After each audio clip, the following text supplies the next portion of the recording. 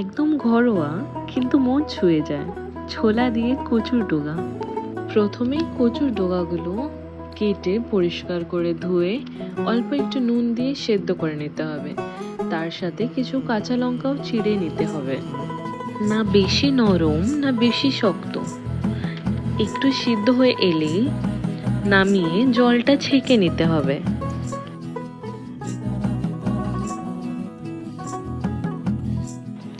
এদিকে একটা কড়াইতে সর্ষের তেল গরম করে শুকনো লঙ্কা আর কালো জিরে দিয়ে ফোড়ন দিয়ে দিলাম। তারপর তেলে দিলাম সেদ্ধ করে রাখা ছোলা। এগুলো সব দিয়ে একটু নাড়াচাড়া করে নিতে হবে।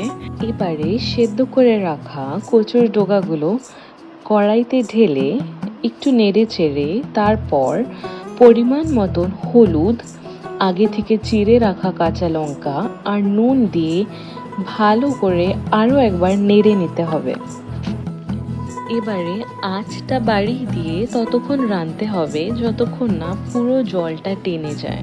নামানোর আগে 1 চিমটি চিনি, যাতে এই মাটির গন্ধের মধ্যে একটু মিষ্টি টানটা থাকে। ব্যাস, রান্না শেষ। কচুর ডোগা, পাশে গরম ভাত, ঠিক এমনটাই তো হয় ঘরের খাবারের স্বাদ।